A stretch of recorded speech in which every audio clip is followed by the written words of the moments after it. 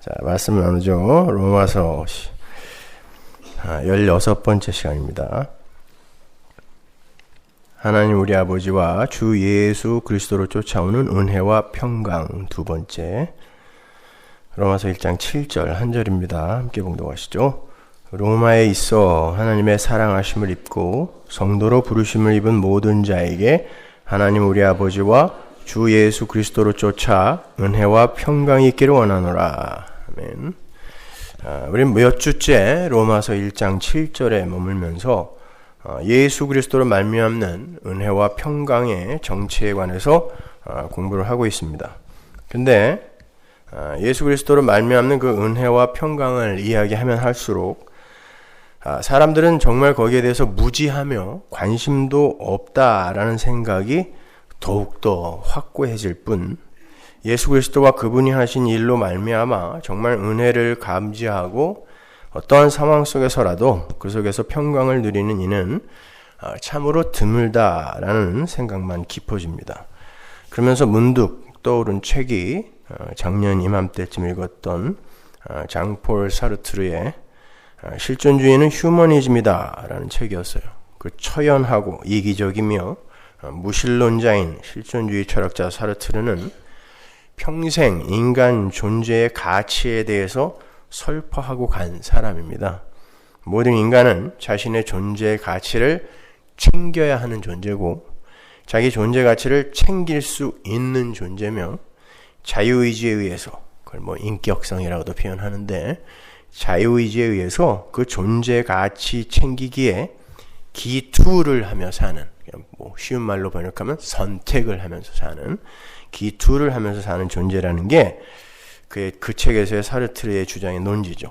기투는 인간 스스로의 결단과 선택, 그리고 자발적인 감정적 반응 등의 행위를 말하는 거죠. 원래 기독교 문명 하에서의 인간들의 현실 인식은 P2성이죠. P2라는 것은 PR라고 할 때 다른 이에 의해서 던져지는 삶, 그걸 P2성이라 그래요. 하나님의 선택과 결정에 의해서 모든 것이 경륜이 된다라는 그런 인식이 P2죠. 그걸 굳이 기독교적 용어로 바꾸면 작정, 예정, 섭리, 경륜 등으로 표현할 수 있겠습니다.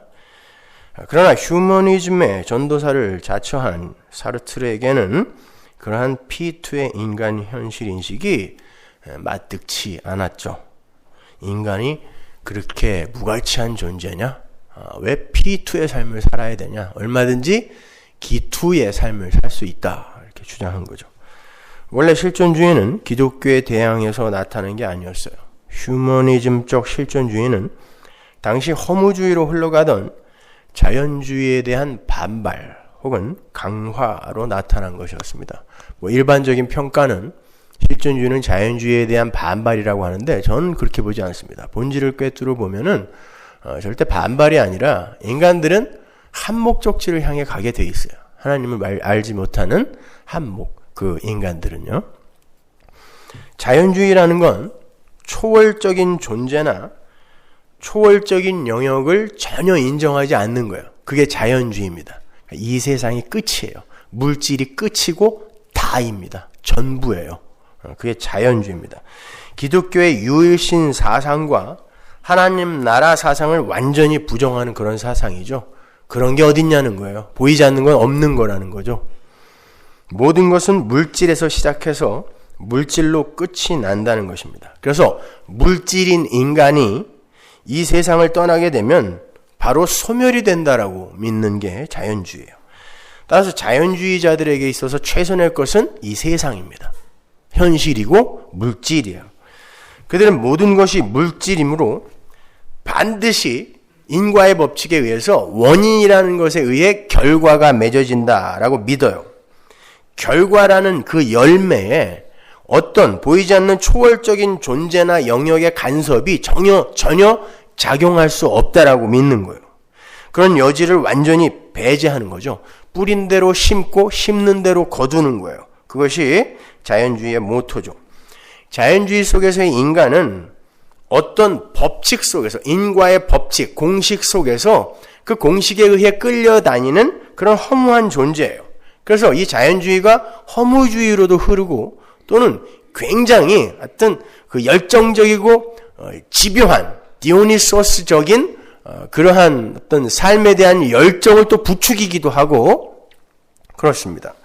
그렇게 자연주의자들에게는 물질 세계인 이 세상이 전부인 거고 역시 물질인 인간들이 합의하고 결정해 놓은 이 물질 세계 속에서의 그 성공을 위해서는 인간들이 구축해 놓은 성공하는 방법을 잘 따르고 사용해야 잘 사는 것이다 라는 그런 공식이 서게 되는 거예요. 그래서 부모들이 아이들에게 야단칠 때 야 이 자식아 그런 식으로 살아서 네가 어떻게 이 세상을 앞으로 헤쳐나갈래? 그러죠. 그게 공식이란 뜻이거든. 야 그런 식으로 살아서 근데 그런 삶의 공식을 도대체 누가 만들어 놓은 거냔 말이에요. 어떤 식으로 살아야 잘 사는 것이고 어떤 식으로 살아야 성공하는 거다라는 걸 도대체 누가 결정해 놓은 거냔 말이에요. 인간들은 그렇게 어떤 공식에 의해서 그냥 절절절절 끌려가는 거죠. 갇혀서 사는 거예요, 공식에. 그 공식을 따라서 열심히 살면 반드시 풍요롭고 만족한 삶을 살 수 있다는 거예요.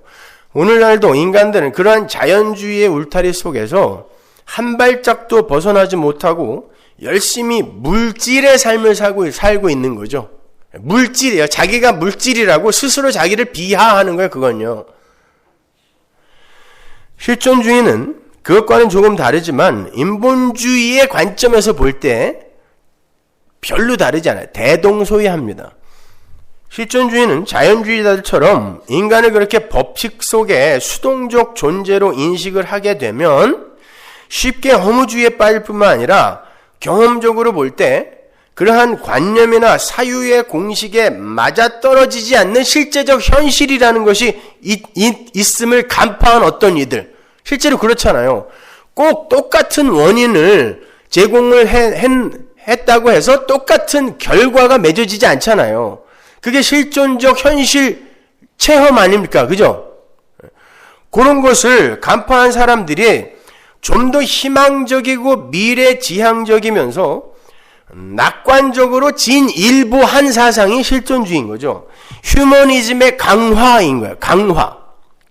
인간은 어떤 인과의 법칙 속에 갇혀있는 화석 같은 그런 존재가 아니라 인격성을 발휘해서 결단과 선택 그리고 감정적인 반응을 하면서 그 도출될 결과의 그 원인의 과정에 인간이 참여할 수 있다는 거죠.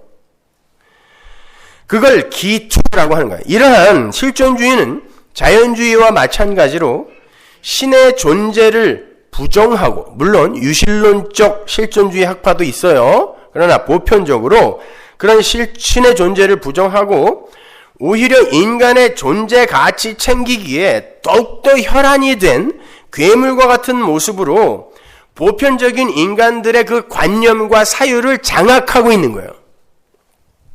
그러니까 러프하게 말하면 실존주의는 자연주의의 울타리 속에서 혹 인간 존재 가치의 허무함에 빠져서 자기 존재에 대해서 절망하게 될 어떤 이들에게 희망을 불어넣어 준 것이라 할 수 있어요. 그러니까 어떻게 보면 실존주의는 자연주의에 반발을 한 게 아니라 휴머니즘적 차원에서 더욱더 확실하게 강화를 한 사상이 된 거죠. 그러니까 성경을 아는 이들에게서만 나올 수 있는 그런 평가예요. 이렇게 선악과를 따먹은 모든 인간들은 어떻게 해서든 신을 부정하고 싶어 하고 이 물질 세계를 가치 있게 상정하려고 해요. 인간이 신을 부정한다는 것은 뒤집어 보면 자기 자신의 그런 신이 되고 싶어 하는 욕구를 들키는 거거든요.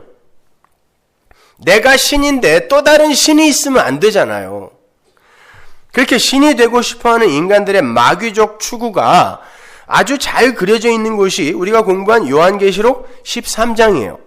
요한계시록 13장은 여러분이 잘 아시는 666에 관한 이야기가 자세하게 적혀 있는 장입니다. 거기에는 악의 원흉으로 불리는 용과 바다에서 올라온 짐승과 땅에서 올라온 짐승이 등장을 해요. 그런데 바다에서 올라온 짐승은 죽었다가 살아난 것처럼 연극을 하고요. 죽었다가 살아나진 않았어요.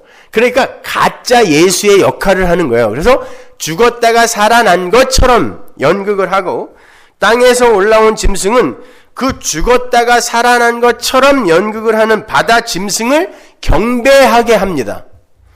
그런데 어떻게 경배를 유도하냐면 하늘에서 불이 내려오는 등의 그런 이적과 기사를 통하여 경배를 유도해요. 정확하게 성부, 성자, 성령의 삼위일체 하나님을 모방하고 있는 거예요. 요한계시록 10장, 13장의 용, 바다짐승, 땅짐승은요. 그 속에서 오늘날 교회의 모습이 보이지 않습니까? 하나님의 이름을 부르면서도 하나님이 누구이신지에 전혀 관심도 없는 사람들. 그게 용이어도 괜찮아. 나에게 도움만 되면 되는 거예요. 또 예수의 은혜로 죄에서 해방이 되었다고 입만 열면 열변을 토하는데 도대체 왜 그분이 자기를 위해 죽어야 했는지 전혀 이해를 못하고 있을 뿐만 아니라 관심도 없는 사람들. 그러니까 예수가 죽었다가 살아나도 되고 죽었다가 살아난 것처럼 연극을 해도 상관없는 거예요. 거기에 특별한 관심이 없으니까. 나의 유익에만 집중을 하고 있으니까요. 뿐만 아니라 그러한 가짜 하나님, 가짜 예수님을 경배하게 하기 위해서 동원되는 수많은 기적과 이사들, 은이빨이 금이빨로 바뀌고 금가루가 떨어지고 병이 낫고 하는 이런 것들 너무 똑같지 않습니까?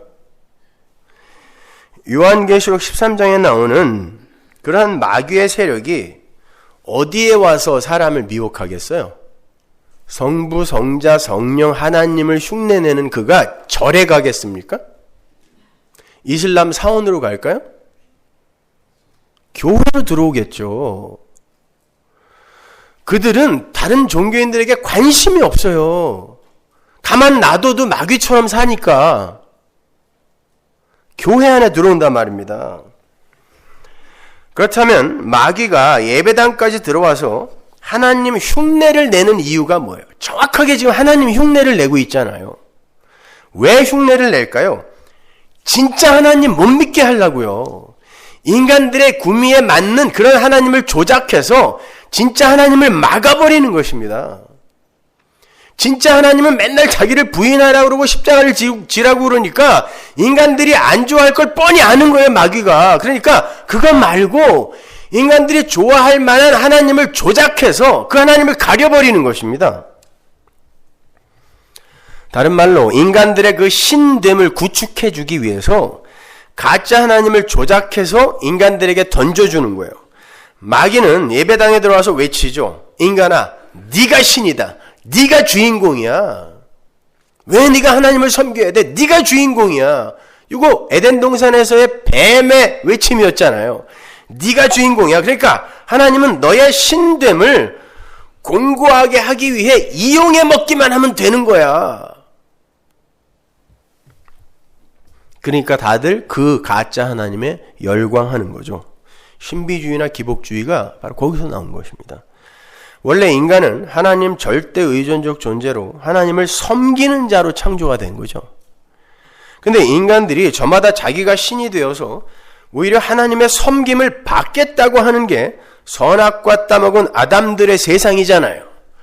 그래서 금식기도를 막 10일, 20일 자해를 해서라도 그 하나님의 힘을 끌어당겨 쓰고 말죠. 응? 늘 그냥 4천만 땡겨줘 이거예요. 그 하나님을 그냥 방법과 도구로만 생각하는 거예요. 경배의 대상이 아니에요. 섬김의 대상이 아닌 것입니다. 마귀는 그 신본주의의 하나님 나라, 그 천국을 인본주의의 지옥으로 바꾸어버린 세력인 거예요. 그게 지옥입니다. 마귀는 인간들이 예배당에서 하나님이라는 이름과 예수님이라는 이름 그리고 성령님이라는 이름을 그대로 부르도록 놔둬요. 금송아지를 가리켜 이가 애굽에서 우리를 이끌어낸 하나님이다. 여호와 하나님이다. 불렀잖아요. 우상을.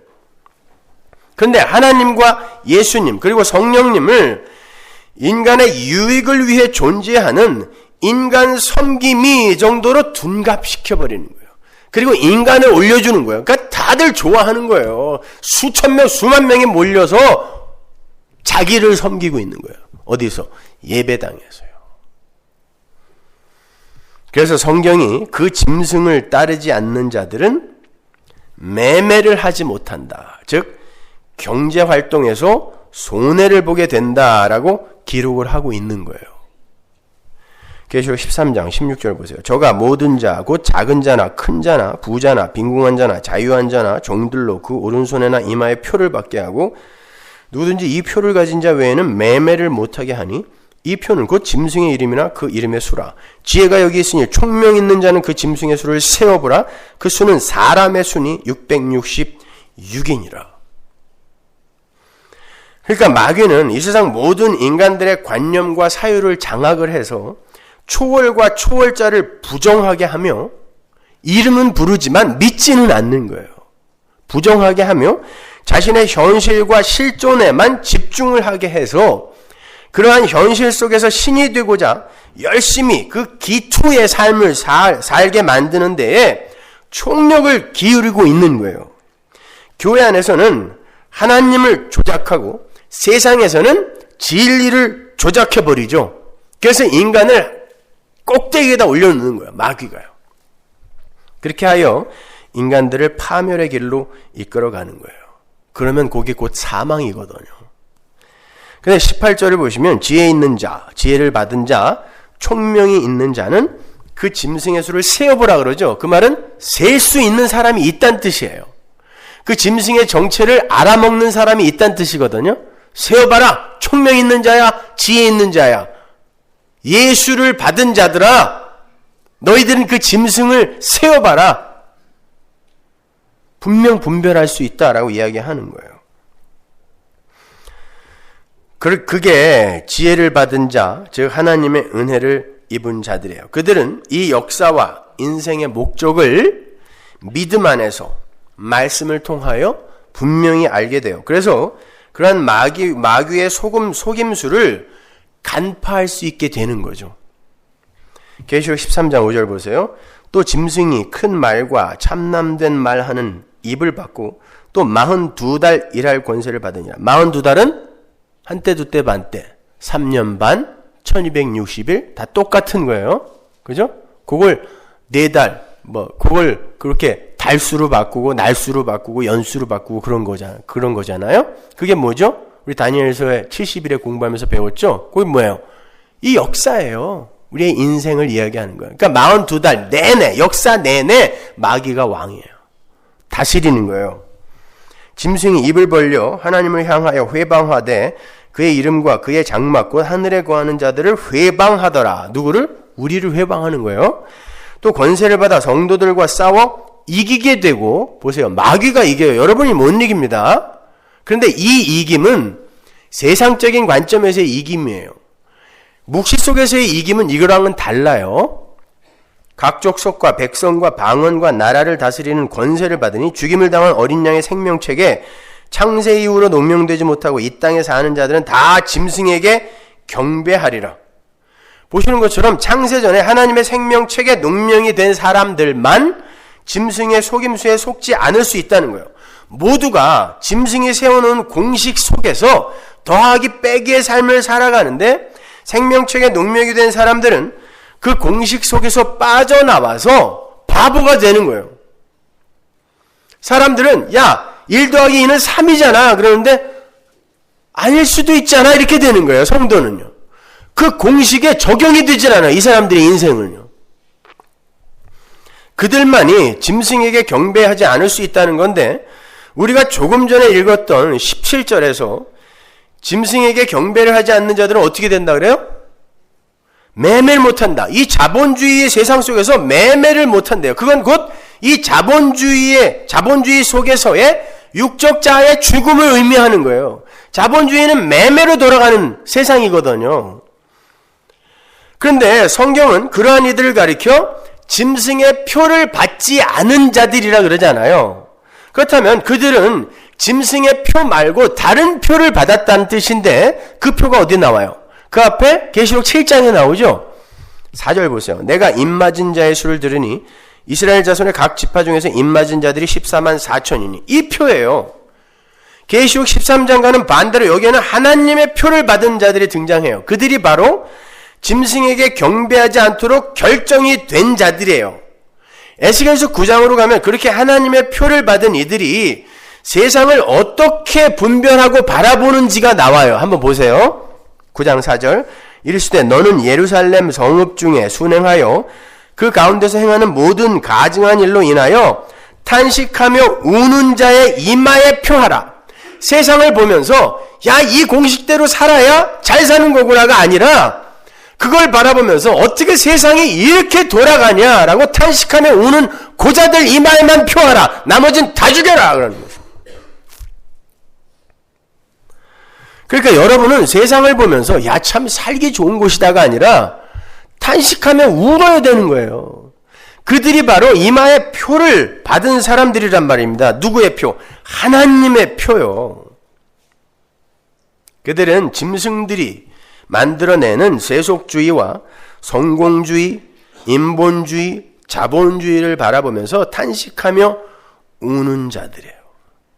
그들은 그렇게 짐승의 괴계를 알아차립니다. 제가 자꾸 자본주의 무슨 주의 이렇게 이야기하니까 어떤 이데올로기를 이야기한다고 생각하시는데 아니요. 이 세상에 내가 신이 되어서 물질이 최고라고 생각하는 모든 이들이 자본주의자들이에요. 그 속에서 매매를 못하는 게 죽음이란 말입니다. 근데 하나님이 성도를 그렇게 만들어 버리신다는 뜻이에요.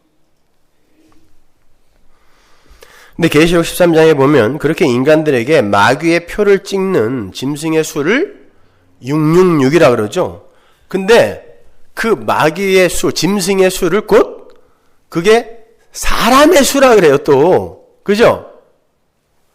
18절 다시 보세요. 지혜가 여기 있으니 총명이 있는 자는 그 짐승의 수를 세어보라. 그 수는 사람의 수니 666이니라. 짐승의 수이면서 사람의 수인 게 666이다. 어렵지 않아요. 아주 쉬워요. 무슨 베리치민이 있다는 헛소리 같은 거 믿지 마세요. 하나님과 하나님 나라를 부정하게 하고 이 세상이 전부이며 이 세상에서 성공하는 것이 진짜 성공하는 삶이며 승리하는 삶이라는 걸 부추기며 조장하는 그런 마귀의 세력이 짐승의 수예요. 그게 사람들의 선악과를 따먹은 아담 군상들, 보편적 사람들의 보편적 성향이란 뜻이에요. 그래서 짐승의 수, 사람의 수를 같은 걸로 보는 거예요. 사람이 하나님의 은혜를 받지 못하고 자기가 신이 되어서 하나님과 하나님 나라를 부정하는 그들이 바로 마귀 새끼다라는 뜻이에요. 그래서 짐승의 수가 사람의 수다라고 이야기하는 거예요. 사람들이 마귀의 세력 하에서 추구하는 게 뭔 줄 아니? 그게 바로 666이다라고 보여주는 거예요. 선악과를 따먹은 아담들의 하나님처럼의 그 욕망, 그 하나님처럼의 욕망이 뱀으로 둔갑한 마귀의 사고였잖아요. 마귀의 욕망이었잖아요. 선악과 따먹은 아담과 마귀가 같은 욕망 안에서 합체가 되는 거예요. 하나가 되는 거예요. 인간 안에 마귀의 세력이 산다는 증거를 대드릴게요. 마가복음 8장 33절. 예수께서 돌이키사 제자들을 보시며 베드로를 꾸짖어 가라사대 사단아 내 뒤로 물러가라. 이 마귀야 내 뒤로 물러가라. 네가 하나님의 일을 생각하지 않고 도리어 사람의 일을 생각하는도다. 이런 데 동그라미 치셔야 되는 거예요. 사단아 그래놓고 네가 사람의 일을 생각한다 그러죠. 예수님께서 죄인들을 구원하시고 하나님 나라를 완성하시기 위해서 고난을 받으시고 십자가를 지고 죽으셔야 한다라는 말을 하시자 베드로가 예수님을 꾸짖었죠. 간하여라는 그 단어가 꾸짖다라는 단어라 그랬어요. 예수님이 풍랑을 꾸짖었을 때 쓰던 그 단어인데 얼마나 화가 났으면 지 스승을 꾸짖은 거예요. 뭔 소리 하냐고. 절대 그러면 안 된다는 거예요. 왜? 하나님 나라는 보이지도 않는 나라니까 거기에는 별 관심이 없다는 거예요. 지금 그냥 살아서 이 세상 속에서 자기들이 주인공인 지상 천국을 만들어 달라 그러는 거예요. 죽으면 안 된다는 거예요. 다분히 자연주의적이며 실존주의적이며 실용주의적인 발상이죠. 보이지 않는 거 그딴 소리 하지 말고 당신이 죽었다가 살아난다라는 보장도 없을 뿐만 아니라 그렇게 해서 완성된다는 하나님 나라는 내가 믿겨지지가 않으니까 살아서 죽지 말고 살아서 여기에서 다윗왕국 회복시켜 달라는 거예요. 이게 민속 메시아 사상이었잖아요. 그게 자연주의이며 실존주의이며 실용주의잖아요. 그걸 하나님이 이 마귀 새끼야 그랬다니까요. 사단아 라고. 마치 링컨의 게티스버그 연설의 마지막 그 구절을 듣는 것 같죠. 국민을 위한, 국민에 의한, 국민의 정부는 영원히 지속돼야 된다. 그게 무슨 말이냐면 노예 해방시켜서 사람에 의한, 사람을 위한 평등한 나라 만들어서 사람의 정부를 만들어서 그거 영원히 지속시키자. 그게 천국 아니겠니? 이런 뜻이거든요. 그게 for the people, by the people, of the people. 굉장히 여러분 그거 많이 인용해서 쓰시죠? 야, 사람이 최고 아니냐? 그게 마귀가 꿈꾸는 세상이라니까요. 그 게티스버그 연설을 논평한 시카고 트리뷴지의 그런 예언처럼 역사는 링컨의 그 게티스버그 연설의 마지막 대목을 마치 위대한 잠언처럼 붙들고 있죠. For the people, by the people, of the people. 코미디에서도 나와요, 그건요. 굉장히 좋은 말인 줄 알고. 여러분, 그건 마귀의 나라예요. 하나님 나라는 하나님에 의한, 하나님을 위한 하나님의 정부가 서는 곳입니다. 그 말은 그 속에서 인간은 부정되고 부인된다는 뜻이에요. 그게 자존심 상하면 여러분 신자 아닙니다. 그걸 불신자라 그래요. 성도는 이 세상에서 그러한 하나님 나라의 현실을 배우는 사람들이에요. 인간들이 주인공이 되면 이렇게 지옥되는 거구나를 배우고 가는 거라니까요. 여기에서.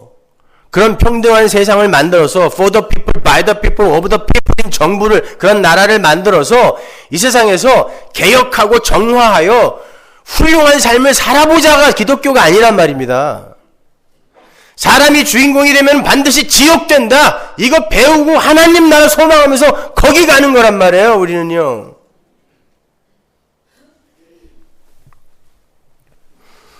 그래서 성도는 이 세상에서 자신들을 부인당하고 부정당하는 P2의 삶을 살게 되는 거예요. 기투, 선택의 삶을 산다고 해도 하나님에 의한 하나님의 그 P2 속의 기투인 것입니다. 그러니까 여러분은 하나님에 의해 끌려가는 거예요. 하늘로부터 이 땅에 보내신 것도 하나님이고, 여러분은 이 세상에서 교훈하며 양육하며 끌고 가시는 것도 하나님이고, 결국 하나님 나라로 다시 데리고 올라가실 분도 하나님이에요. 그 속에서 여러분은 열심히 기투의 삶을, 선택의 삶을 살지만 하나님은 그걸 양육과 교훈의 방법과 도구로 쓰시는 것일 뿐이란 말입니다. 그것에 의해서 여러분의 결국이 바뀌어지지 않는다니까요.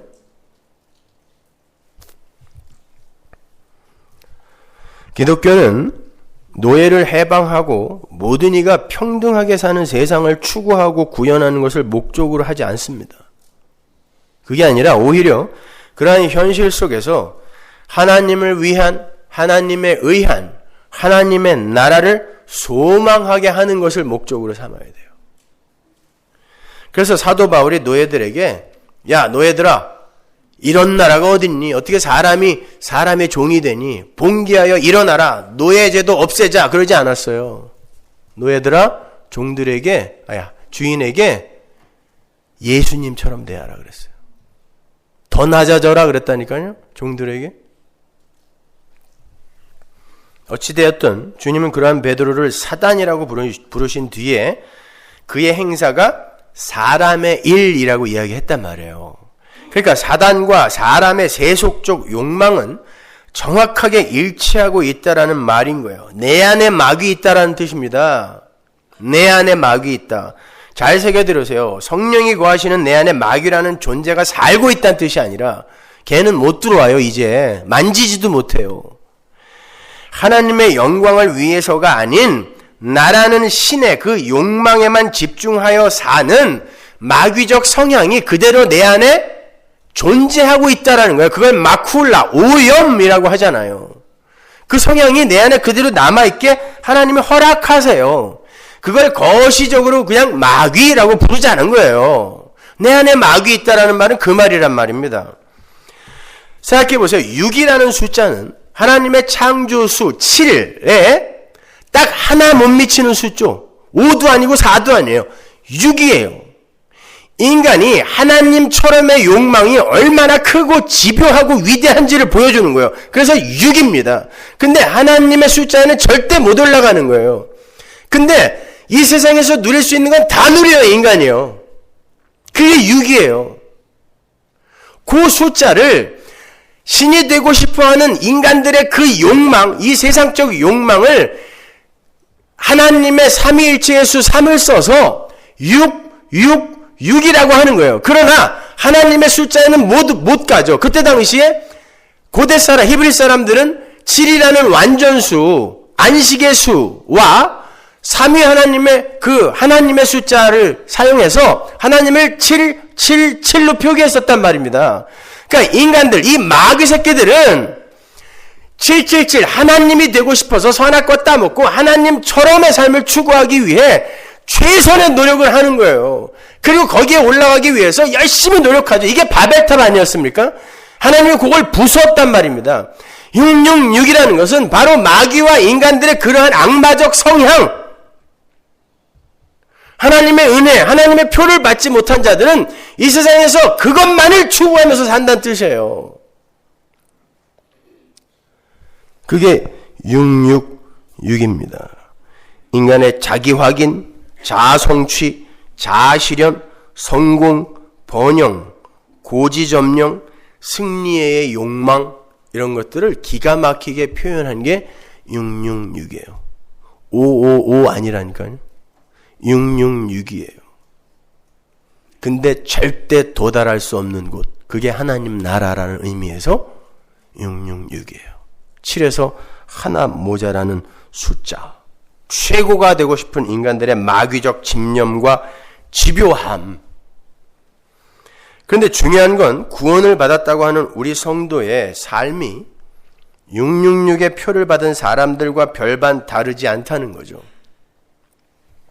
하나님은 철장과 가시와 담을 가지고 내려오셔서 육신 안에 갇혀서 이 세상 나라에서 세상의 힘을 얻어 세상의 주인공이 되고 싶어하는 당신의 백성들을 그 나라에서 꺼내시는 거예요. 가시로 막고 담으로 막고 철장으로 패서 부수시는 거죠. 무장 해제를 시키는 거예요. 그걸 구원이라 그래요. 계시록 18장 4절 보세요. 또 내가 들으니 하늘로서 다른 음성이 나서 가로되 내 백성아 거기서 나와 그의 죄에 참여하지 말고 그의 받을 재앙들을 받지 말라. 이건 바벨론, 이 세상 마귀의 나라를 상징하는 바벨론 이야기를 하는 와중에 한 말이죠. Come out my people. 나와라. 거기에서 나와라예요. 나와라. 니들 거기서 살면 죽어. 그러니까 나와라. 근데 우린 여기가 좋잖아요. 그리고 이 세상이 인간들의 그 욕망의 배설물로 덕지덕지 조형된 이 세상의 힘과 가치가 너무 가치 있어 보이지 않습니까? 나가기 싫어요. 그러니까 하나님이 백마를 타고 철장을 들고 찾아오시는 것입니다. 나는 너희들 절대 거기다 둘 수 없어. 나와야 돼요. 그래서 하나님께서 사람이 천하를 얻고도 제 목숨을 잃으면 무엇이 유익하냐라고 말씀을 하신 거예요. 그건 보신탕집에 걸려있을 그런 구절이 아니에요. 흑염소집에 갔더니 사람이 천하를 얻고도 건강을 잃으면 무슨 유익이 있으려 이걸 표구에다가 걸어놨더라고요. 흑염소 열심히 먹고 건강하려는 거죠. 그런데 그렇게 적혀 있을 이 구절이 아니에요. 사람이 천하를 얻고자 하는 그 행위가 바로 목숨을 잃는 행위인데 너희들 어떻게 계속 그 삶을 살고 있니? 라고 예수님이 일갈하신 거라니까요. 열심히 보약 먹고 건강 챙겨서 오래오래 살라는 그런 말이 아니란 말입니다. 서로가 주인공이 되려 하는 그러한 자들이 모여 사는 그곳이 어떻게 천국이 되겠습니까? 그러한 자들의 그러한 시기와 질투는 금방 그곳을 아수라장, 지옥으로 만들어 버릴 것입니다. 그래서 고린도전서에 보면 예수님께서 하나님 나라를 완성해서 하나님께 바치는 장면이 나오는 거예요. 그건 하나의 그림이거든요. 예수님도 하나님이잖아요. 그런데 예수님이 하나님 나라를 완성하신 다음에 하나님께 바쳐요. 그건 하나님이 주인공인 나라가 바로 하나님 나라라는 거예요. 그래서 예수님이 이 땅에 내려오셔서 구원 사역을 이루신 것이다를 보여주는 거란 말입니다. 그 나라는 하나님 나라예요. 고린도전서 15장 24절 그 후에는 나중이니 저가 모든 정사와 모든 권세와 능력을 멸하시고 이 정사와 권세와 능력이 다 어디에 있어요? 1차적으로 내 안에 있는 거예요. 그걸 다 부수어서 멸하시고 나라를 아버지 하나님께 바칠 때라. 이게 마지막 때거든요. 그러니까 우리 인간들의 힘과 지혜로 계획하고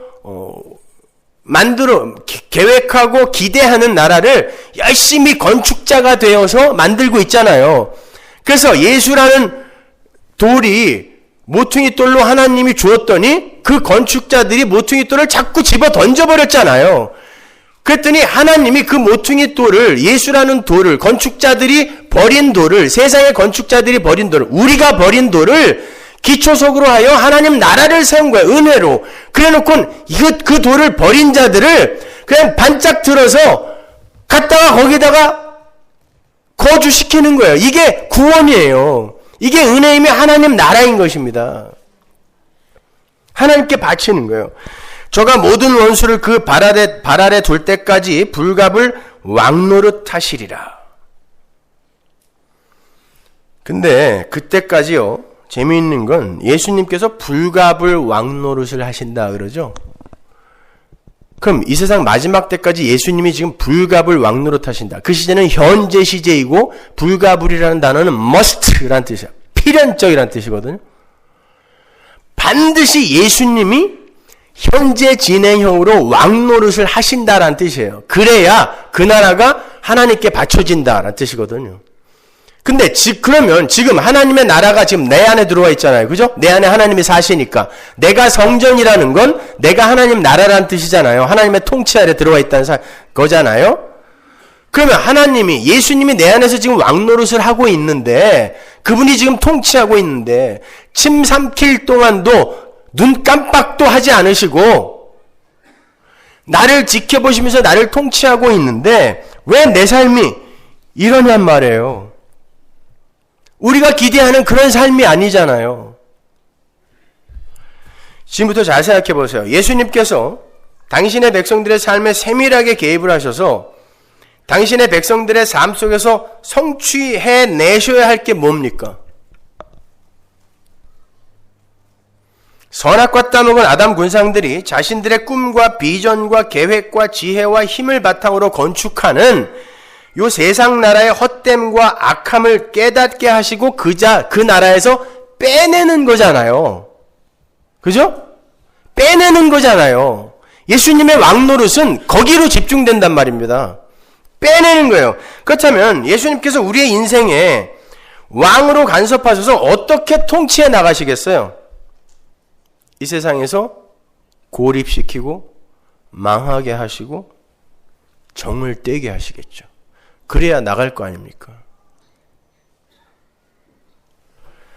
예수님께서 우리의 삶의 왕이 되셔서 우리를 이 세상에서 건져내시는 일을 하고 계실 때 마귀의 나라에서는 어떤 일이 일어나는지 한번 보세요. 다시 계시록 13장 7절. 또 권세를 받아 성도들과 싸워 이기게 되고 각 족속과 백성과 방언과 나라를 다스리는 권세를 받으니 짐승이 42달 동안 전 역사에 걸쳐서 성도들을 이기게 된다 그래요. 하나님이 그렇게 만들어 놓으신 거예요. 짐승이 힘이 세서가 아니라 하나님의 작정 속에 들어있는 거란 말입니다.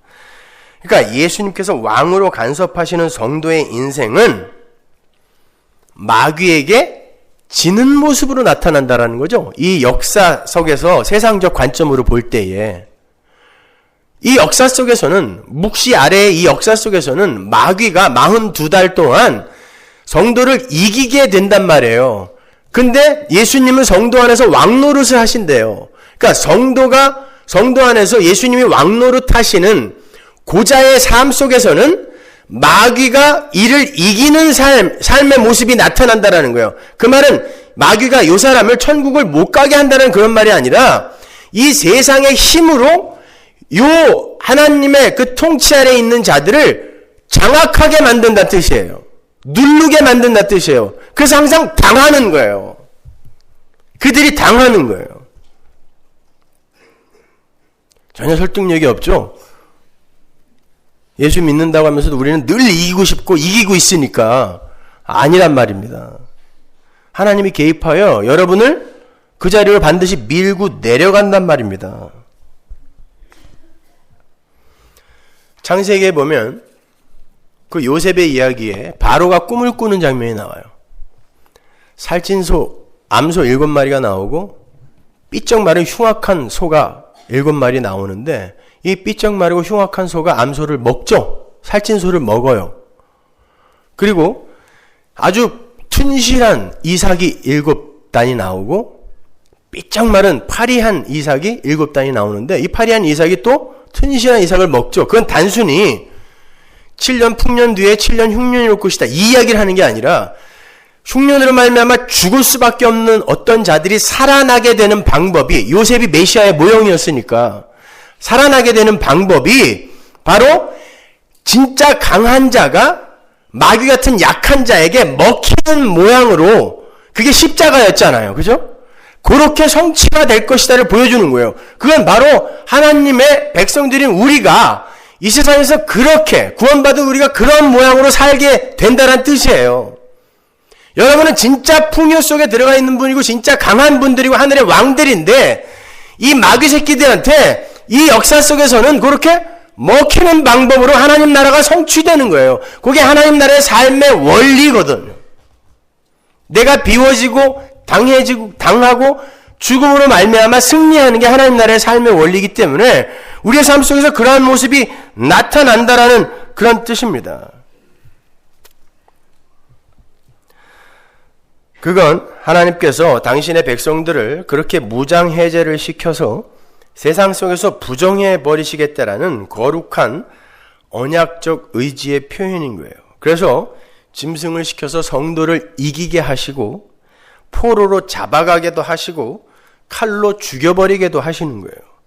그 밑에 9절과 10절이 개역 성경에는 좀 이상하게 번역이 되어 있어서 누가 사로잡혀 갈 거고 누가 칼에 죽게 되는지가 좀 모호한데 표준 세번역으로 보면 표준 세번역이 히브리 원어에 가장 근접하게 번역한 번역본이거든요.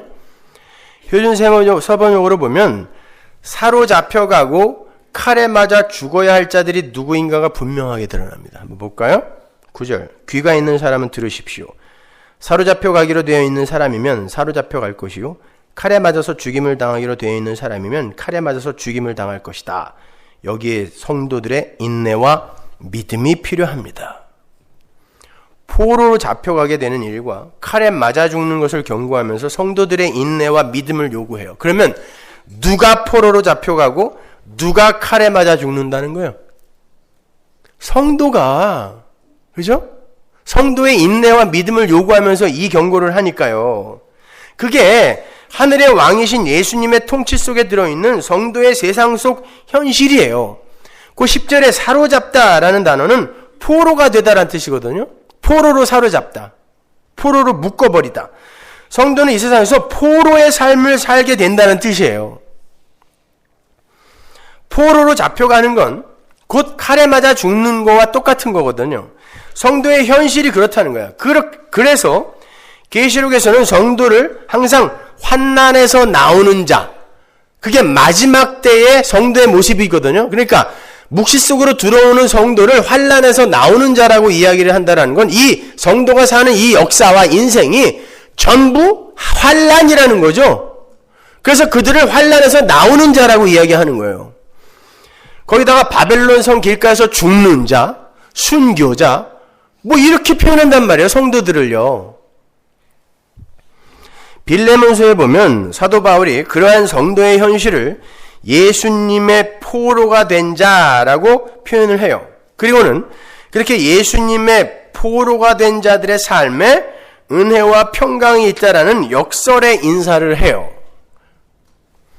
빌레몬서 1장 1절 보세요. 그리스도 예수를 위하여 갇힌 자 된 바울과 미 형제 디모데는 우리의 사랑을 받는 자요 동역자인 빌레몬과 및 자매 아비아와 및 우리와 함께 된 군사된 아키뽀와 내 집에 있는 교회에게 편지하노니 하나님 우리 아버지와 주 예수 그리스도를 쫓아 은혜와 평강이 너희에게 있을지어다.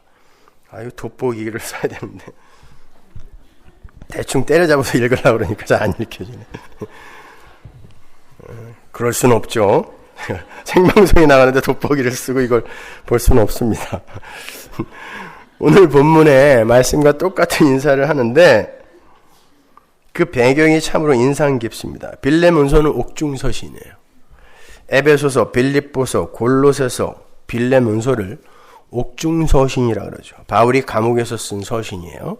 근데 1절을 보면 사도 바울이 자신을 가리켜서 예수의 포로라 그래요. 개역 성경에는요, 예수를 위하여 갇힌 자 된 바울이라고 번역이 되어 있지만 헬라어 원어로 보면은 데스미오스 크리스투 예수, prisoner of Jesus Christ, prisoner for Jesus Christ가 아니에요. 예수님을 위한 포로가 아니라 그건 인간이 뭔가 굉장히 가치가 있는 자라는 것을 전제하는 말이잖아요. 예수님을 위해서 우리가 마치 뭔가를 할 수 있다라는, 아니요, 예수님의 포로란 뜻이에요. 그러니까 자기는 예수님의 포로가 되어서 감옥에 갇혀 있다는 뜻이에요. 예수님이 나를 포로로 삼지 않으면 나는 이 감옥에 갇혀 있을 리가 없다는 거예요. 근데 예수님의 포로가 되어서 여기 갇혀 있는데 왜 이렇게 평강과 은혜가 넘치냐? 이 얘기하는 거예요. 예수님의 포로라는 말은 바울과 예수님 사이에 전쟁이 일어났는데 예수님이 바울을 이겨서 예수님이 바울을 포로로 잡았다는 뜻이에요. 그래서 바울이 포로로 잡혀가게 되었다는 말인데요. 예수님의 포로예요. 바울은 감옥에 갇혀있는 자신의 현실을 예수님께서 자신을 이기심으로 자신을 포로로 잡아 자신을 통치하고 계신 것으로 이해를 하고 있는 거예요.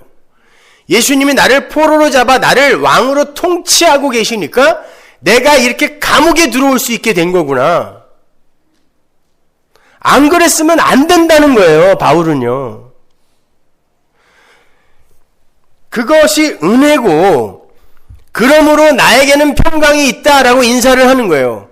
그러니까 감옥 속에서 다른 이들에게 은혜와 평강을 전하는 거예요. 그게 그러한 믿음 안에서의 현실 이해에서 비롯된 거예요. 사도들은 감옥에서도 이구동성으로 찬송했다 그러잖아요. 왜? 내가 예수님의 포로가 된 게 맞구나. 사도행전에 보면 사도들이 실컷 두들겨 맞고 감옥에서 나가면서 뭐라 그래요? 야, 예수님이 어떻게 나를 당신의 일에 합당한 자로 이제 여겨주시냐? 감사하다. 그러고 실컷 두들겨 맞고 나가면서 찬송했다 그러죠? 그거예요. 예수님이 포로로 잡으니까 내 인생에 이런 일이 일어나는구나. 이게 신자란 말입니다. 이게 신자의 현실 이해라는 거예요. 여기에서 우리가 구속사 속에서의 포로라는 개념을 잘 이해하고 가야 돼요. 구속사 속에서의 포로라는 개념은 하나님께 불순종한 자들에 대한 하나님의 언약적 저주의 현실을 가리키는 거예요. 하나님은 이스라엘의 패역함을 다스리시기 위해서 항상 주변의 다른 나라와 민족들을 들어 쓰시죠. 애굽, 아수르, 바벨론, 페르시아, 미디안, 블레셋, 메소포타미아, 모압, 암몬, 아람, 로마 등등의 나라를 들어서 이스라엘을 치게 하셨고 그들의 포로가 되게 만들어 버리셨단 말이에요. 지금 바울 시대 때 이스라엘은 로마의 포로죠. 근데 그 중에서 또 포로가 돼 있는 거예요. 바울은. 사사기 2장 13절 보세요. 곧 그들이 여호와를 버리고 바알과 아스다롯을 섬겼으므로 여호와께서 이스라엘에게 진노하사 노력하는 자의 손에 붙여 그들로 노략을 당케 하시며 또 사방 모든 대적의 손에 파심해 그들이 다시는 대적을 당치 못하였으며 포로로 만들어 버리시는 거예요. 언약적 저주의 심판인 거예요, 이것이요. 그런데 이스라엘이 포로로 잡혀가서 매번 한 게 뭐예요? 그게 진심이든 아니든 매번 한 게 부르짖음이잖아요. 아, 여기서는 도저히 못 살겠네요. 나 좀 건져주세요 라는 그런 부르짖음. 하나님은 이스라엘을 포로로 적국으로 보내서 이 적의 나라에서는 아무리 부추와 파와 마늘이 있어도 여기서는 못 살겠네요를 가르치는 거예요. 그 부르짖음을 끌어내요. 하나님, 비록 천수삼 농사를 진다 할지라도 하나님, 당신이 다스리는 그 나라로 나를 빼주세요라는 부르짖음을 토해내게 만들기 위해 우리를 포로로 만드시는 거예요. 근데 재미있는 건요, 하나님께서 언약적 저주의 심판으로 다른 나라의 포로로 보내버린 사람 중에 그 나라가 너무 좋아서 나중에 포로 귀한 행렬에서 빠져버리는 사람들이 있다는 거예요. 굉장히 많았습니다. 그러니까 어떤 사람들에게는 포로 생활이 처절하고 비참하고 고통스러운 것으로 감지가 되는가 하면 어떤 사람들에게는 너무나 달콤하고 편안하고 풍요로운 것으로 감지가 되더라는 거예요. 그래서 많은 이들이 성전 재건을 위해서 이스라엘로 안 돌아온 거예요. 그래서 성경이 돌아온 자들만 남은 자라고 기록하는 거예요. 하나님이 남겨놓은 자들, 그들만 돌아오더라는 거예요. 나머지는 여기가 더 좋아, 안 가더라는 것입니다. 그게 마귀의 자식들인 거예요. 마귀의 나라가 더 좋은 자들. 하나님의 나라 백성들은 아니에요. 여기는 살 때 못 돼요. 하나님 나라로 나를 데려가 주세요라는 부르짖음을 토해내게 돼 있어요.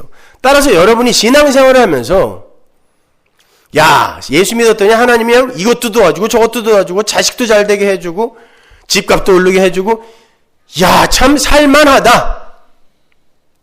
여러분 남은 자 아닙니다. 하나님이 통치하시는 남은 자는 하나님 빨리 좀 내려가 주세요 라는 부르짖음을 토해내게 돼 있어요.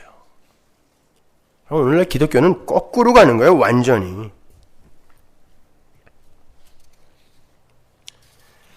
자, 우리의 포로 생활은 부추와 마늘과 고기가 풍성하고 하는 일마다 잘 되고 건강은 항우 장사가 부럽지 않고 모두가 부러워하는 외모에 인기와 명성도 하늘을 찌를 듯이 높은 그런 상태로 변해가는 게 아닌 거예요.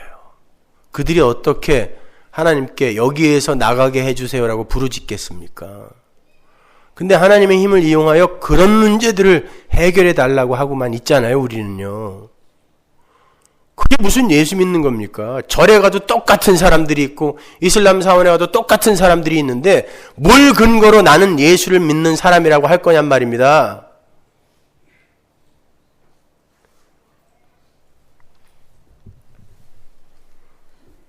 시편 73편 2절 보세요.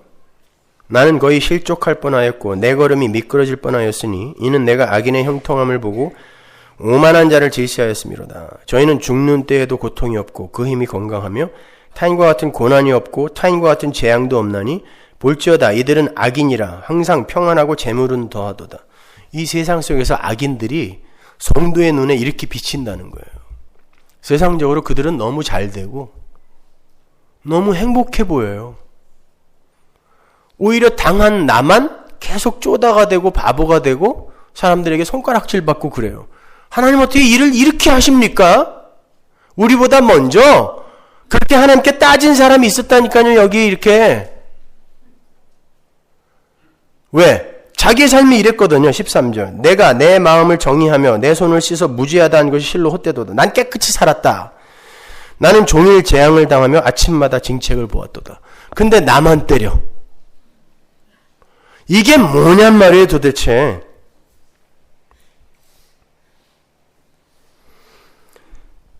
성도를 통치하시기 위해서 이 땅에 내려오신 하늘의 왕 예수님께서 그를 포로로 잡고 계시기 때문에 성도는 이 마귀의 나라에서 절대로 편안한 삶을 누리지 못하게 되는 거예요.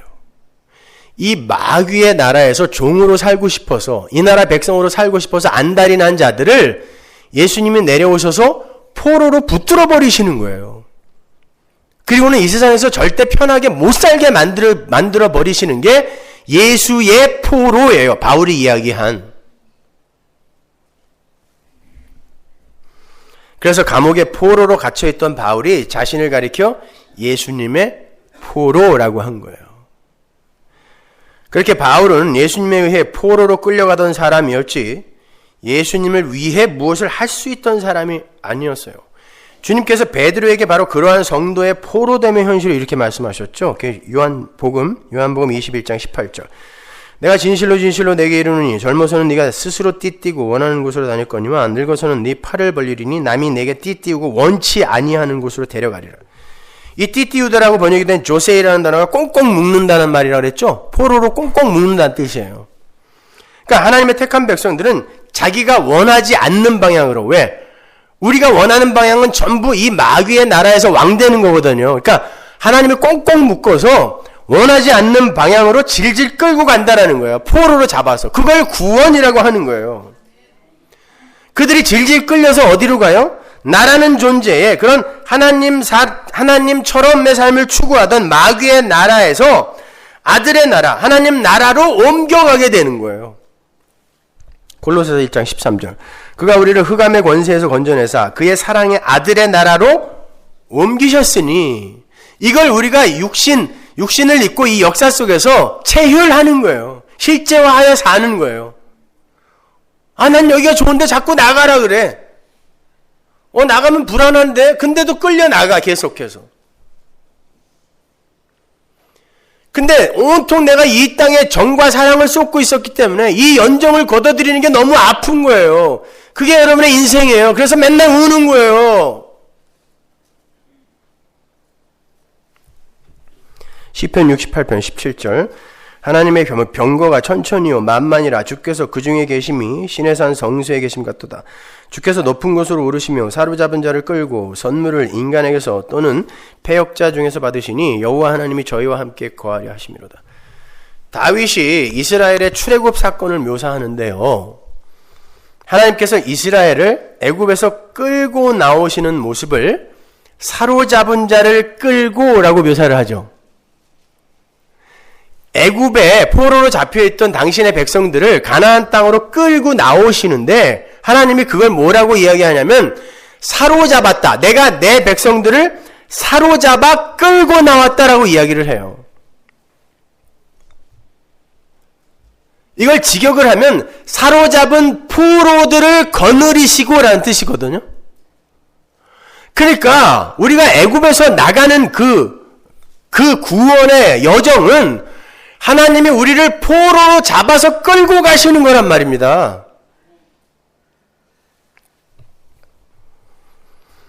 우리 성도의 인생은 예수님에게 사로잡혀서 자기가 원하는 이 세상 힘의 나라에서 질질 끌려 나와서 자기를 부정당하고 하나님만을 섬겨야 하는, 하나님의 영광만을 위해 살아야 하는 하나님 나라로 향하는 포로로서의 인생인 거예요. 그러니까 도피성은, 제가 이 세상을 예수 안에 있는 도피성이라 그랬죠. 우리가 그 도피성에 피해서 살아나는 거잖아요. 도피성은 여러분이 이 세상에 그런 어떤 해나 공격이나 이런 거로부터 보호되는 그런 도피성이 아니라 예수님에 의해 포로로 꽁꽁 묶여서 지가 하고 싶은 걸 전혀 이루지 못하는 도피성이라니까요. 예수님이 나를 포로로 꼭 붙들고 있는 걸 도피성이라 그래요. 안 그러면 얘는 천방지축이에요. 에? 미친년 널뛰듯이 그냥 한 번 뛰면 이쪽에서 뛰고 이래야 되는데 얘는 막 뛰잖아요. 그러면 얘는 어떻게 해야 돼요? 떨어지는 거예요. 그러니까 예수님이 꼭 붙들어서 당신이 원하는 방향으로 그냥 질질질질 끌고 가야 돼요. 이걸 견인이라 그래요.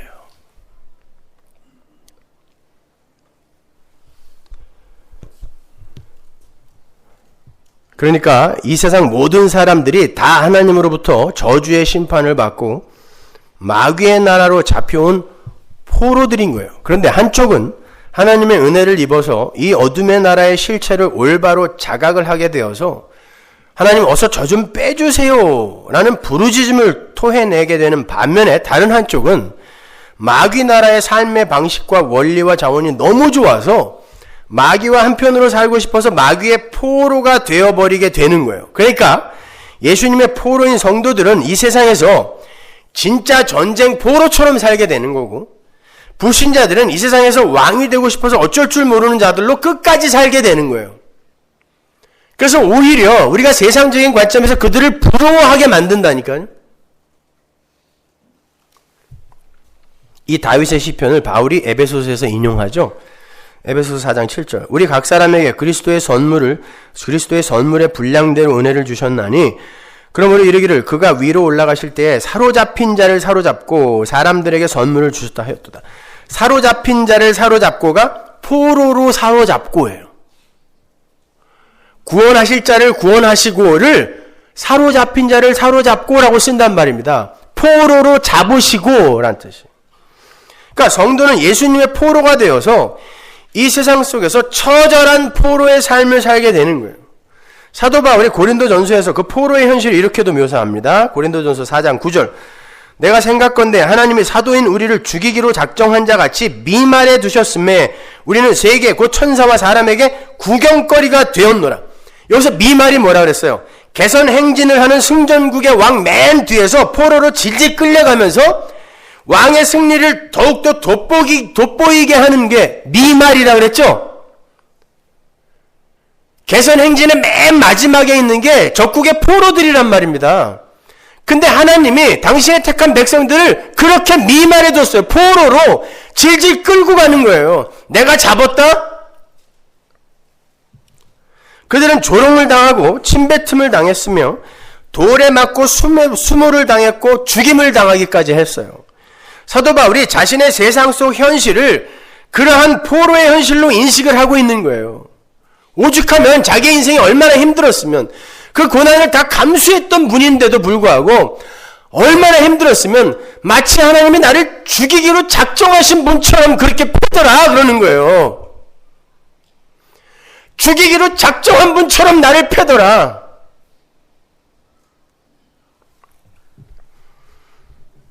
그런데 하나님께서 자기뿐만이 아니라 당신이 택한 백성들을 전부 그렇게 취급하더라는 거예요. 그래서 우리를이에요. 마치 죽이기로 작정한 자처럼 미말해 두었다. 누구를? 우리를, 나를 비롯하여 하나님의 선택을 받은 모든 이들을 포로로 끌고 가시는 거예요. 그 우리 안에 여러분과 저도 포함이 되는 거예요. 여러분, 여러분의 인생을 이렇게 바라보시면서 진짜 하나님이 나를 죽이기로 작정하신 것 같다, 이런 생각 해본 적 있으세요? 아직까지 거기까지 못 가보신 분들이 훨씬 많죠? 기다리세요. 거기까지 밀고 내려가실 거예요.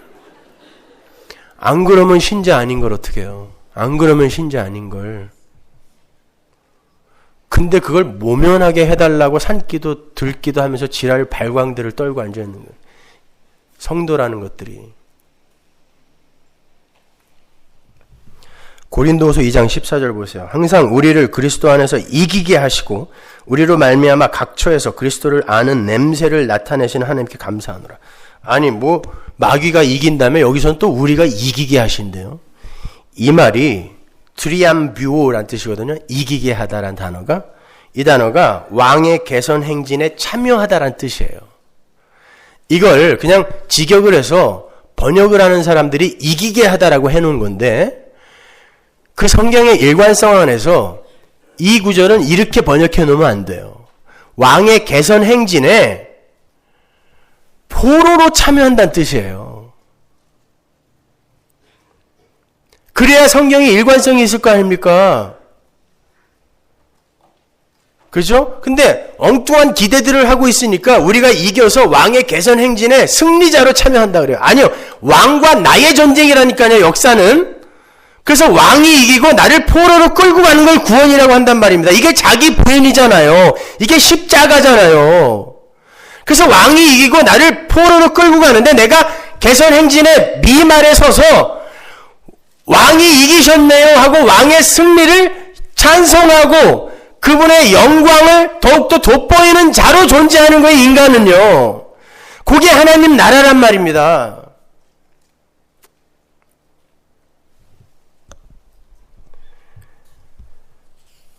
그 바로 뒤에 있는 냄새라는 단어가 그러한 해석을 뒷받침해주는 단어예요. 그 냄새는 개선 행진에 피웠던 향냄새를 가리키는 거거든요. 고대시대 사람들은 왕이 승리를 하고 돌아올 때 향을 아주 진하게 피워서 그 냄새로 왕의 개선 행진을 축하해 줬어요. 그런데 바울이 우리를 가리켜 그리스도를 아는 냄새를 나타내는 자라고 하잖아요. 그러니까 우리는 왕의 개선 행진을 더욱더 돋보이게 하는 역할이라는 뜻이에요, 그게. 그러면 우리가 그 향냄새는 하나님께서 기뻐하시는 냄새죠. 왕의 승리를 축하하는 냄새니까. 근데 우리가 그 냄새래요. 그리고 그 냄새를 전하는 자예요. 하나님께서 기쁘게 흠향하시는 점도 없고 흠도 없는 제물의 향. 바로 성도의 그러한 삶을, 그 향이 성도의 그러한 삶, 부인이 되어서 하나님이 승리하셨다라는 것을 찬송하게 하는 그 삶. 그걸 모형하고 있는 거예요. 그게 하나님의 흠향하시는 향기예요. 향기, 냄새. 제물이 제단에서 불탐으로 말미암아 연기와 향이 난 건 하나님, 모든 것은 하나님으로부터 말미암고 하나님에게로 종결이 되는 거네요. 항복! 이런 성도의 항복 선언이잖아요. 그죠? 그래서 나를 태우지 못하고 제물을 대신 태우는 거 아닙니까? 그리고 그 향기가 하나님께로 올라가는 거 아닙니까? 나는 때려 죽여도 하나님을 기쁘게 못하는 자네요. 그러니까 나 대신에 하나님이 진짜 기뻐하시는 점도 없고 흠도 없는 이 제물을 태워서 하나님이 그 향기를 맡으세요. 그러니까 나는 아니니까 항복, 이게 제사란 말입니다. 근데 그 제사에서 그 제물이 1차적으로 누구였어요? 예수님 아니었습니까? 그 예수님의 향기를 흠향하시고 우리는 그 예수 안에서 구원받은 자로서 똑같은 제물의 삶을 이 세상에서 실제화하여 살도록 하나님에 의해 요구받고 있는 자들이에요. 그게 로마서 12장 1절인 것입니다. 너희의 삶을 거룩한 산 제사로 드리라. 그 제사가 바로 제물이라는 뜻이란 말입니다. 우리는 이 세상에서 태워지는 삶을 살게 될 거라는 거예요. 향기로, 냄새로. 그게 포로의 삶이란 말입니다. 왕의 개선 행진에 냄새로 존재하는 거예요. 포로로 끌려가는 거예요. 왕이 다 하셨고 나는 졌습니다. 나는 아닙니다. 왜? 나는 신처럼 되려고 하나님과 맞짱뜨기로 하고 에덴에서 나온 자들 아닙니까? 근데 내가 이겨버리면 안 된단 말입니다. 하나님이 이겨서 나를 건져내는 걸 구원이라고 한단 말이에요. 그래서 여러분은 계속 지는 거예요. 하나님에게 져야 돼요.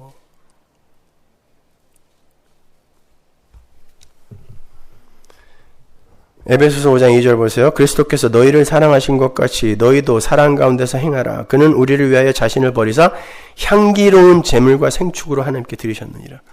여기도 원어로 보면 향기와 냄새라는 단어가 두 번이나 나와요. 예수님이 먼저 냄새가 되어 하나님의 뜻에 순종했잖아요. 죽었잖아요. 미말에 서신 거예요. 예수님이 가장 먼저. 그리고는 하나님이 하나님의 영광과 능력을 드러내신 거 아니에요. 예수님이. 당신이 하나님이심에도 불구하고 하나님과 동등됨을 취하지 않으시고 죽기까지 순종함으로 말미암아 하나님의 영광을 챙기셨죠. 그게 미말이에요. 그게 포로입니다. 냄새예요. 그것이 향기란 말입니다. 고린도후서 2장 15절 보세요. 우리는 구원 얻는 자들에게나 망하는 자들에게나 하나님 앞에서 그리스도의 향기니, 이 향기예요. 이 향기. 이게 바로 제물로 타는 제물로서의 냄새인 거예요. 향기니 이 사람에게는 사망으로조차 사망에 이르는 냄새요 저 사람에게는 생명으로조차 생명에 이르는 냄새라 누가 이것을 감당하리요.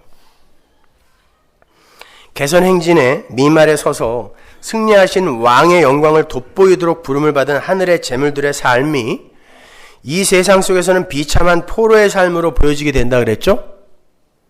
감옥에 갇혀있는 사도 바울이 이게 예수님의 포로된 자의 삶이다 그랬으니까, 그죠?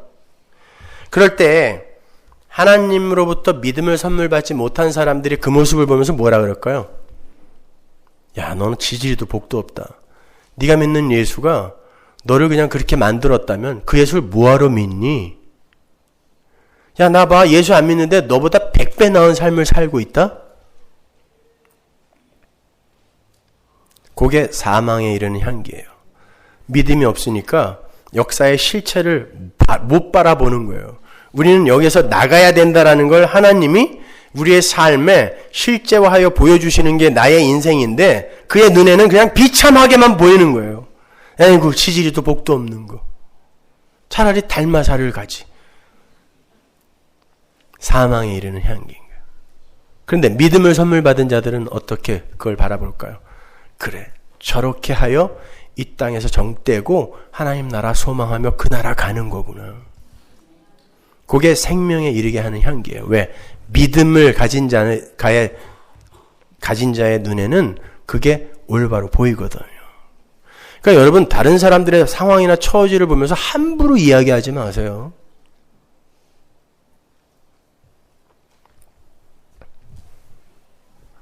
그렇게 성도는 이 세상 속에서 예수님의 포로가 되어서 예수님께 꽁꽁 묶어 예수님께서 꽁꽁 묶어 끌고 가시는 곳으로 끌려가게 되어 있어요. 그것은 이 세상 아담 군상들이 정말 싫어하는 자기 부인의 나라요, 비워짐의 나라요, 섬김의 나라예요.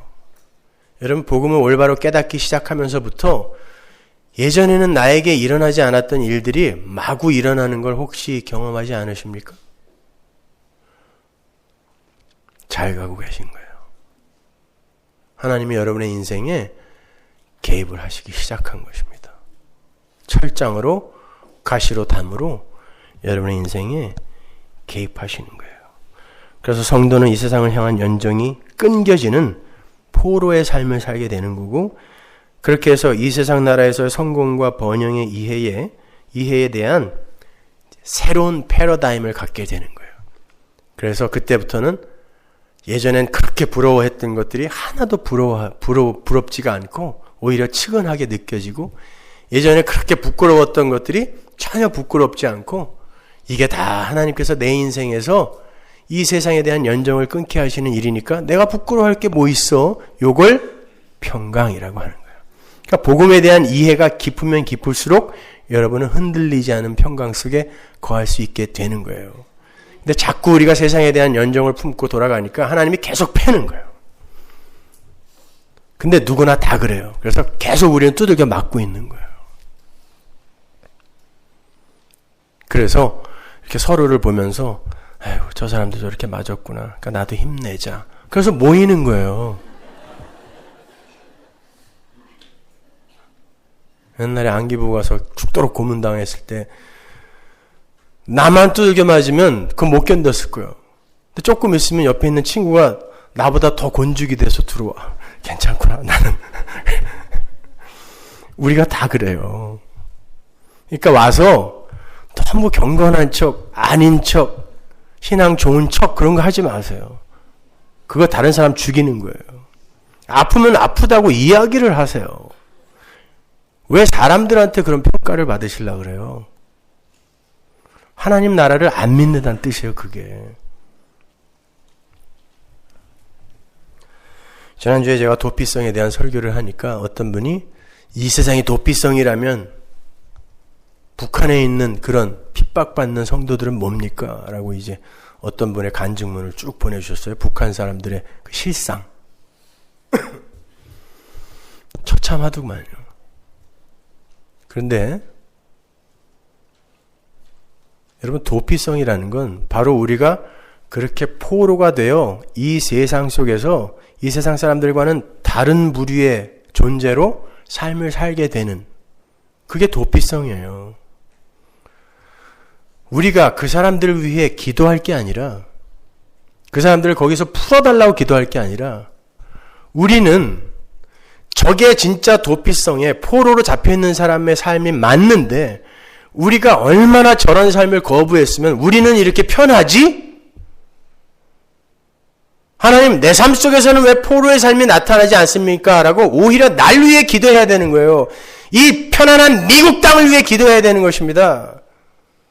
그분들이 잘 가고 있는 거예요. 소련 보세요. 거기에서 풀어줬더니 교회가 다 없어졌어요.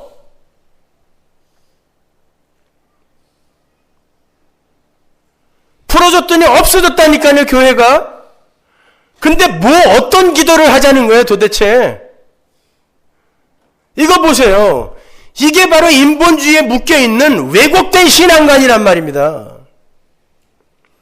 우리가 원래 그 자리에 있어야 돼요. 그만큼 더 힘들어야 돼요, 그거보다. 그리고 이 자리에 그거와는 상대도 안 되는 그러한 마음의 상처와 육신적 고통, 경제적인 압박, 겪는 사람들이 이 자리에 있단 말입니다. 그들이 그럼 다 잘못된 겁니까? 아니요, 잘 가고 있는 거예요, 그 사람들이요.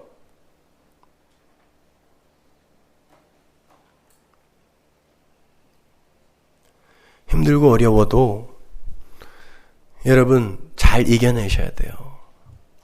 For the people, by the people, of the people, 천만의 말씀. 그 마귀 나라입니다.